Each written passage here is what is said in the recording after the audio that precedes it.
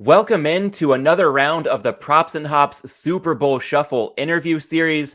I'm your host, Matt Landis. Thrilled to be joined today by SharpClarke at SharpClarke NFL on Twitter. Note there's an E in the spelling of Clark. And SharpClarke, it's great to have you back on. For the audience, if you're not already familiar, you probably will be soon enough. A self-described aspiring NFL originator, also an analyst with 4for4.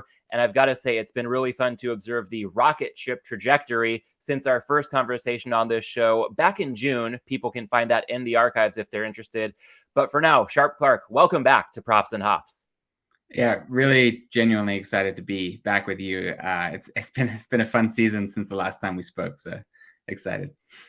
Yes, thanks in no small part to your Chiefs and a futures write-up advising a Chiefs Super Bowl ticket that you shared this past summer. Glad to have come across that and definitely enhanced the rooting interest come Super Sunday.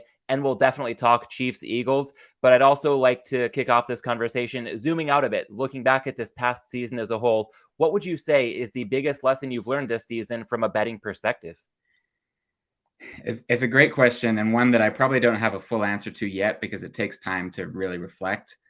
But this question could also be rephrased as, in what ways did you learn humility this season? Because I think the answer is always humility. And this season, for me, it was about, like, I think people mistake what humility is. They think it's like self-deprecation, like I suck, I can't win. That's not humility, that's self-indulgence. I think for me, humility is recognizing what you're capable of and what you do well and what you do poorly without injecting ego into it, because then you can identify where, if any, actual edges lie. So specifically this season, I came into the season with a heightened expectation of how well I can model and predict outcomes in games, because that's really, really difficult to do. The number of games this season that were decided by things that you couldn't know before the first snap, or end game variance that was very unpredictable, was really, really high. And so I think halfway through the season, I kind of transitioned from focusing on my model that, predicted scores, and instead shifted towards a focus on understanding teams. And it's kind of like my roots, right? It's understanding teams and when they perform well and when they perform poorly, and letting the market decide, generally speaking, what the price should be, and kind of recognizing, okay, but here's why we should anticipate a bad or good performance relative to what the market expects, and focusing on that angle instead of trying to holistically predict every NFL game. And to that end, when it comes to adjusting over the course of a season, not only are we learning along the way, but sometimes it can behoove us as bettors to unlearn certain old habits along the way. So, is there anything that stands out if I'm to ask you about the biggest thing that you thought you knew coming into the season, but you've had to rethink over these past 21 or so weeks? I think the biggest thing that kind of hit me this year was I can underestimate the impact that a new coach can have on a team and a player. So I'm thinking specifically about Daniel Jones and Tua Tagovailoa, two quarterbacks who I came into the season very low on. And I had all these reasons why I thought, well, I get Dayball's a good coach, but like, no matter, he coached with Josh Allen, and Kafka coached with Patrick Mahomes. Those guys aren't going to have that level of talent in Daniel Jones, so they're not going to be able to do anything with Daniel Jones. And then with Tua, it was like, yeah, okay, like he hasn't really been that good. Like the scheme hasn't been great, but who cares? And in both cases, the way the coaches built the game plan around the quarterback's specific strengths and abilities was really, really impressive. And I think I was a little slow to adjust to that impact and hang on to those priors a little too deep into the season, when I should have been more ready to change my view of these quarterbacks, because their situation had fundamentally changed. And so I think the biggest unlearning lesson was, like, don't stick too heavily to priors when something material has changed. And I'm excited to see how I can apply that moving forward. But that was probably my biggest lesson. And as we're learning these lessons, there are some great benefits that come of it. There can also be some pretty tilting moments that can be some of the most effective teachers along the way for us. So if I'm to ask you, a lot of games that you've had some action on this season, a lot of good insight along the way. But when it comes to the unfortunate side of things, what would you say has been your most tilting moment over the course of this season? So it's actually a double whammy, because It was the same team with the same spread. It was the Jets plus 3.5. Again, the first time was against the Patriots. Defensive struggle. It was 3-3, headed to overtime. Neither team was going to get in the end zone that game. They kick the punt. 7 seconds left, kick a punt. The Patriots return the punt for a touchdown, win by 7. I lose my plus 3.5. And then a few weeks later, Jets plus 3.5 against the Dolphins. Same thing, defensive struggle. It was 9-6 Dolphins. Jets have the ball. I'm like, oh, this is over. I've got my plus 3.5. They do the pitchy woo and end up with a safety and lose 11-6 on a plus 3.5. So losing both of those in that fashion on the same team with the same spread was very heartbreaking. I feel like this has been the year of all those laterals just totally backfiring and turning into safeties or touchdowns the other way. This year isn't the first time it's happened, but it seems to be happening at a greater frequency than we've ever seen before, at least as far as I can recall. And maybe that's the echo chamber in the sports mediaverse with bad bets. That's certainly a brutal way to lose a game. I will say that the beauty of getting the best of the number, when you had Jets plus 3.5 against the Patriots, I had New England -3. I figured I was going to push, but getting that miraculous push to a win on the punt return was really exhilarating. So that was actually probably the same moment, one of my more fortunate wins of the season. And to that end, I know it's easy to remember the bad beats. They can really sting for a long time, but things tend to even out over time. So trying to keep a balanced perspective, what would you say was perhaps your most fortunate win over the course of this season?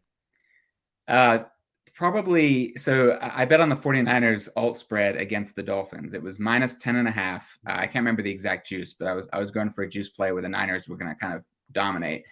And very early in the game, Jimmy Garoppolo got hurt, and I had, it was an electronic bet, but theoretically ripped up my ticket and was like, whatever, the Brock Purdy guy, no way he's going to cover. And yet they managed through. I thought the Dolphins played really well. I don't think that the Niners really dominated that game, but things really worked out time and again, and they were up by 9 late. And I was like, okay, well, this is over. And then again, one of those, I think it was a fumble by Tua that was returned for a touchdown, led to a Niners win by 16. And I somehow covered my alt spread with a backup quarterback. So that was probably my best, luckiest win.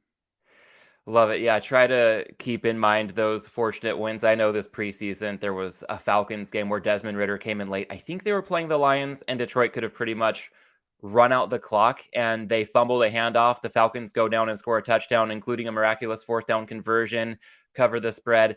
And right then I tried to tell myself, I think this might have been preseason week 1. And just remember, over the course of the season, things will get rough, but don't forget moments like that, because as tilting as the tough losses can be, there will be some good breaks along the way. So glad the 49ers returned the favor with a fumble return for a touchdown, breaking positively for you. And I've got another kind of 2-part question I want to throw your way, moving on from tilting moments and fortunate wins over to the betting content side of things. Because this year, as your profile has really exploded, a lot of it is due directly to everything that you've been cranking out as a content creator. A lot of people looking to you for really invaluable betting insight. And let's kind of start with the bad news first. Again, not to put anybody specifically on blast, but as you've gotten more immersed in the space and seen things evolve over the past 6 months or so, what would you say are maybe some of the lowlights, anything you'd like to see less of across the betting space moving forward? It's a good question. I don't consume as much betting content as I used to, as I shift more and more towards just doing my own work. But I do catch, some things, when I have extra time. The one thing that kind of bothers me in the way that I think most betting content creators talk is there's this respect for the market that, like, whatever the market has agreed upon going into kickoff is the true median outcome of that event, because the market is always efficient. And therefore, if you have a differing view from what the market says, then you must be wrong. And I don't think that's always true. I think it's a lot more nuanced than that. And I think anytime you try to introduce the nuance, you kind of get a little bit, shouted down by the hegemony of betting elites, basically. And so, and they often misinterpret what you're trying to say. So, like, just because you have one specific game where you have one specific angle that the market's not accounting for doesn't mean that you're claiming to know better than the market on every game over the course of the season. And I think people miss that nuance. And the truth is that any bettor who's betting for profit is, by making that bet, declaring that they know better than the market. And I think we just all need to be honest about that fact. It's not, you're not saying like, oh, I'm better than everyone else because I think I beat the market. Literally everyone thinks they can beat the market unless they think they're losing better.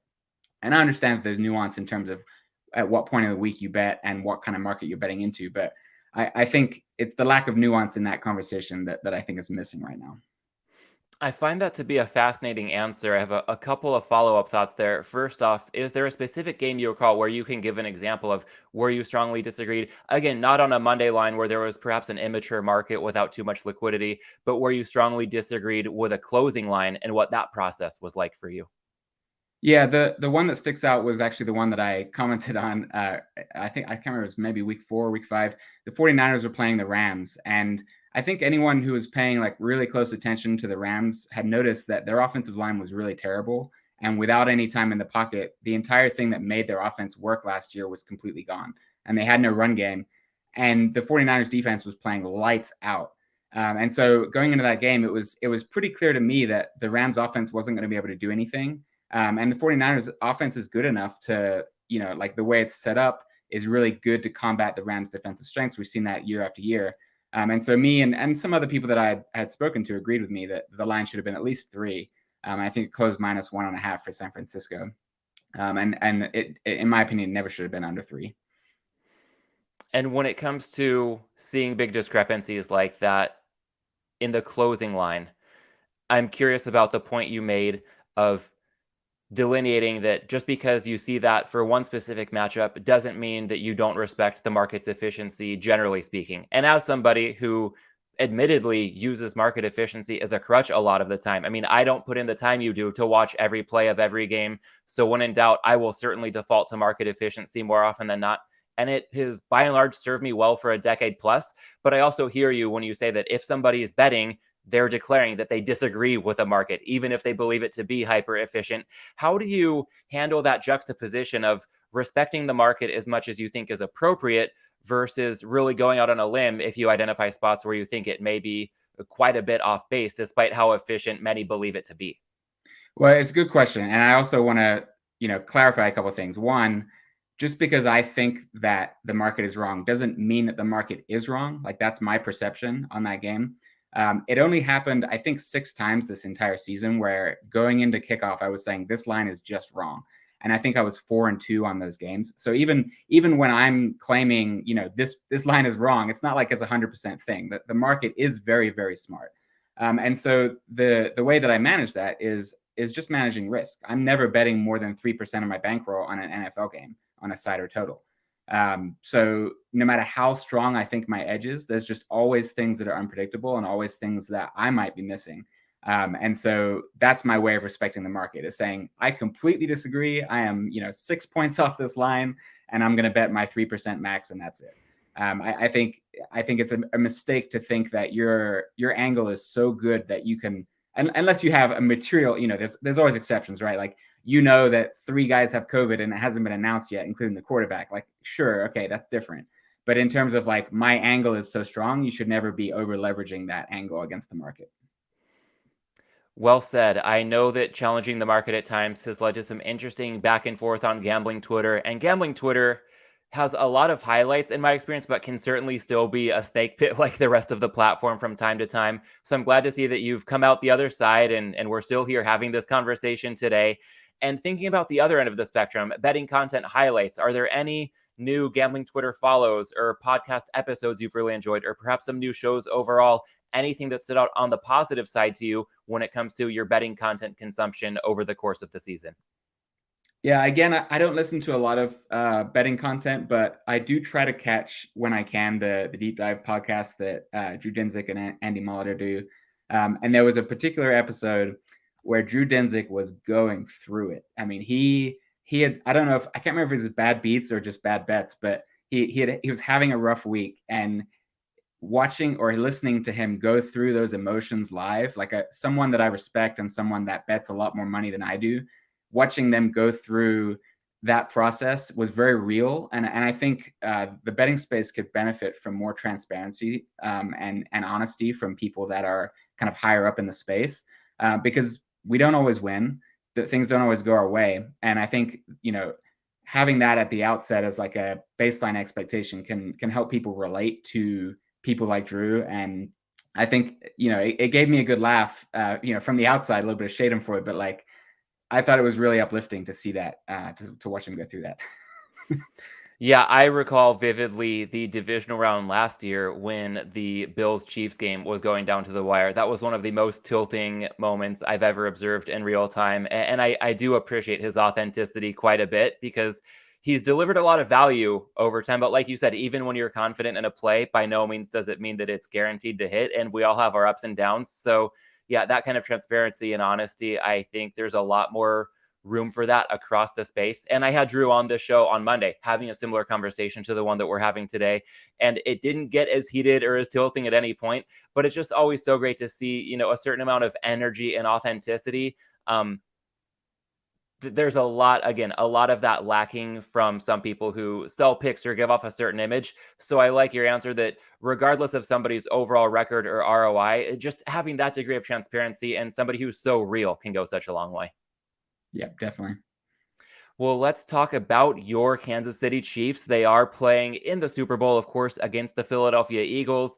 And SharpClarke, if we look at this just from a matchup overall, side and total, the line seems to be settling in for the time being around Eagles -1.5, total 50.5. Any thoughts as we look at the game from more of a macro level? Yeah, I think it's a great matchup. I think this is a good matchup for the Eagles. Unfortunately for me as a Chiefs fan, because they're built on winning the offensive line, and everything flows from there. And I don't think the Chiefs defense is the caliber of the 49ers defense or a defense that can really overpower a good offensive line. So the Eagles should be able to do whatever they want offensively. I do have a few doubts about Jalen Hurts, especially if this turns into more of a back and forth kind of shootout game. We haven't seen him be as successful in those kinds of situations. But on the other side of the ball, the Chiefs also should be able to do whatever they want. Patrick Mahomes routinely dices up passive defenses, and the Eagles, their defense is okay. They've got some playmakers, but provided that Mahomes has mobility on his ankle, I see no reason why the Chiefs won't also be able to move the ball well and score touchdowns. So I think it's going to be an exciting Super Bowl. I don't think we're going to have a lot of times Super Bowls start with kind of a dud opener, like, punting back and forth. Maybe it's 3-0 at the end of the first quarter. I think we're actually going to see some scoring early on, unlike in some prior Super Bowls. Yeah, I know one prop that's been a staple in my arsenal over time, and part of it might have been just running hot for good fortune or reasons that I didn't fully understand. But when I started getting into betting content, Steve Fezzik would often talk about first half to be lower scoring than the second half. Or I think the way that most books phrase it is which half will be higher scoring, and the second half would often have some value. And I didn't know why. And part of it may have been randomness or just pure dumb luck, but that went really well for a long time in this specific matchup with Andy Reid's excellence when it comes to scripted plays or the Eagles on early drives this season. I'm feeling a lot more trepidation. So kind of on the fence as to whether I'll play what's usually an annual staple. And I tend to try to bet that early because it does usually get steamed. At this point, I might just sit on the sidelines, but I'm wondering about your answer. One full game bet that you may not be on the sidelines on based on the expectation that we could see some fireworks from both offenses. I know the total has seen a little bit of steam recently, but if we're still seeing under 51 as a pretty key number at 50.5, do you still see any value on the over in this matchup? I see some. I recommend. I gave out the over right when it opened at 48.5, and then I said it's good at 49.5. When it got to 50, I was like, I'd still play it. When it got to 50.5, it's kind of like, if you need action on the total, I would play over 50.5, but I'm not running to go bet it. I also think you can wait on that over because there's some injury uncertainty, and I think at this point the expectation is that at least a couple of those receivers for Kansas City are going to be healthy, and that Mahomes' ankle is not going to be a problem. So if there's sort of an asymmetric risk here, it's towards the downside. So if I wanted to bet over at this point, I would probably wait and see if I can grab a 50 or a 49.5 later. But 50.5 is fine if that's the lowest it goes and all those guys are healthy. So I hear you on the injury concern and possibly some asymmetric risk in that sense. And at the same time, I'm surprised to hear you say that just from more of a market reading standpoint. Usually, as the public gets more involved in a game like this, which we're still going to see probably 95% plus of public money hit the market over these next 8 or 9 days versus what we've seen in the first 5 days of these lines being available, public bettors tend to just flood the over. So how do you look at the likelihood of a lot of public action on the over, and the Super Bowl being a unique betting event in which public money really can force the hand, even at some sharper sports books, just from a sheer liability perspective? If the public is really hammering the over, they might have to run this up, even when they might not respect all the action they're getting, versus what you talked about with the specific matchups that might have some asymmetric risk to go ahead and wait in a normal circumstance. How do you view that through the lens of the Super Bowl betting market? Yeah, everything is a little bit wonky because of Patrick Mahomes' ankle and the receiver injuries for Kansas City. It's possible it could get steamed up. I also think that it's already been steamed up. I think 51 is a number where a lot of sharps will take the under. And so I think we'll see some sort of natural resistance at 51. It could get to 51 and just stay there. But I doubt it gets to 51 and a half. If it does, I think it would get bet right back down to 51. So I think we're kind of at or close to the ceiling of it right now. Unless, everything is great for the Chiefs. All those guys are playing. Mahomes is 100% fine. Maybe it touches up a little bit, but I think if you're starting to see that coming, I think you can probably bet it before it gets out of control. And when it comes to bets that might be more actionable right now, we've got some pretty robust prop offerings already across much of the betting market. Is there anything, player props, game props, novelty props, anything that you see right now that you do think is actionable that might not last for too much longer for those looking to get the best of the number? Yeah, my favorite prop right now is a lot of books will have some form of which team will have the longest field goal. So where I bet it was a three-way market. So if neither team scores a field goal, then both sides lose, and you have to pick the middle.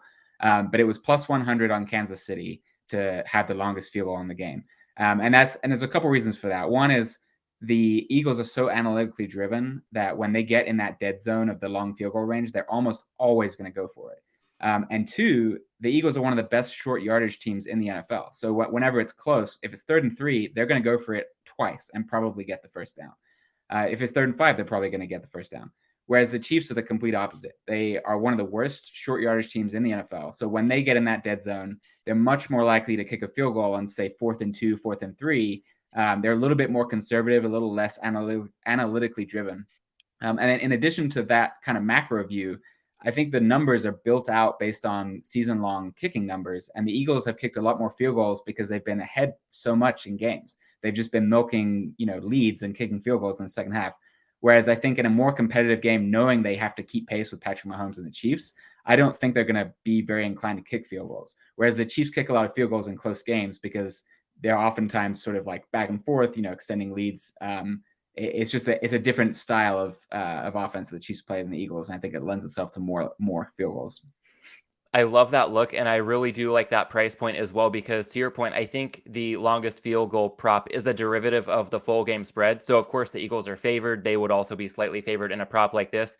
But for the reasons you mentioned, I've had the Chiefs on my personal shopping list for that exact prop. Haven't pulled the trigger yet, and I'm going to go ahead and get and play on it pretty soon, because everything I was thinking, plus some extra analysis you layered in, was really enough to nudge me over the fence there. And I think that another prop kind of related that I had on in the sites when the betting markets were opening was 4th down conversions in the game, figuring that, okay, the Eagles convert so many times, and we even saw the Chiefs, as much as Reed can get conservative at certain moments, he went for it in the AFC title game and got rewarded for it.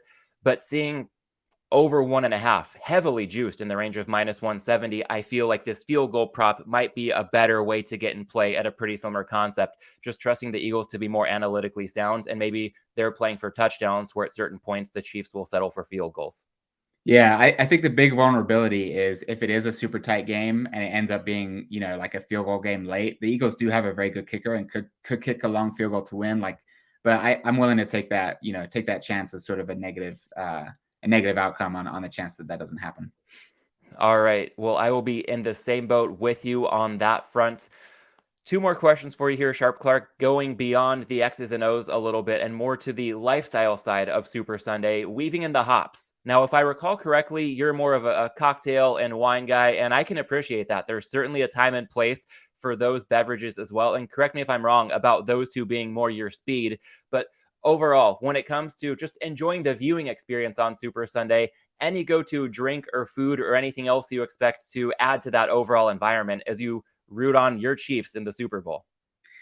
Well, I've been preparing for this. I went to a brewery in Greeley, Colorado called Weld Works, and Juicy bits. they have sours that are just incredible. And I'm not a big beer drinker. You nailed it. But when I'm watching football with friends, it's almost like I have to, and all my friends know that I love sours. And so I think the way that I bridge that gap is I will have a tasty sour in my hand while I'm watching the Chiefs win the Super Bowl. Sorry, Love it. play the Super Bowl. And as soon as you mentioned Greeley, my mind went right to WeldWorks. They have a really famous IPA called Juicy Bits. I prematurely threw that out there, but I like the way you went with sours because they do some great styles beyond the hoppy offerings. But for those outside of the Colorado footprint, WeldWorks has some pretty decent distribution across, I think, much of at least the southwest of the US. So Juicy Bits is a hazy IPA, super citrusy and tropical, very smooth. So if somebody doesn't think they usually like hoppy beers, but that fruity tropical combo stands out, then certainly Juicy Bits by WeldWorks might be available. And I can definitely endorse that as well as anything on the sour side that they produce as well. Yeah, really, really good brewery. All right. So you've got a good beer definitely lined up for your Super Sunday viewing experience. And then sadly, once the game's over, we're going to be without football for quite some time, but it doesn't necessarily have to be sad in every aspect. So I'd like to wrap up by asking you what you're most anticipating about this offseason after what I've got to think has been a pretty breakneck pace for the last several months on end.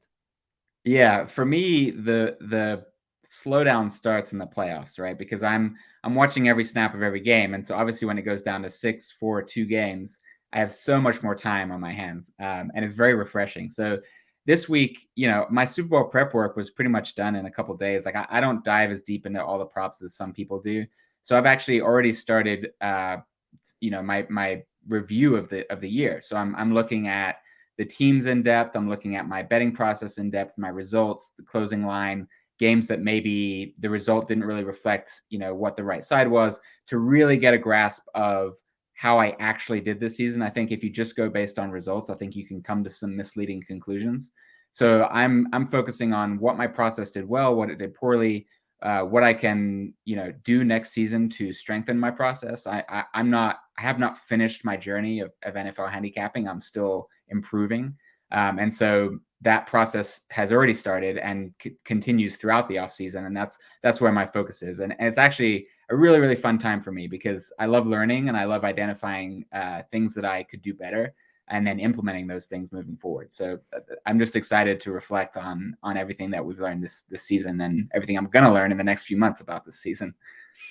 I think that's a perfect way to transitioning to wrapping up here and making sure to let people know they've got to follow you if they're not doing so already on Twitter at SharpClarke NFL. Again, there's an E at the end of Clark because it's a great year-round follow. I remember last summer seeing video threads on Trevor Lawrence. You became kind of the Jaguars guy on gambling Twitter, or also looking at Zach Wilson and Justin Fields. And I can't wait to see what you come up with this offseason. Again, if you're missing football after the Super Bowl, this is your guy to make sure that year round you're able to satisfy that appetite. And beyond following SharpClarke on Twitter, you've also been releasing picks with 4 for 4 throughout the course of the season. So that's something that people can definitely consider as well. Beyond that, is there anything I'm missing or anything else you'd like to add? Nope. Like if you follow me on Twitter, you won't miss anything. I make sure and post everything on there. So I think I'm working on a thread about strength of schedule and how that might impact the Super Bowl specifically. So stay tuned for that. I think it's going to be interesting.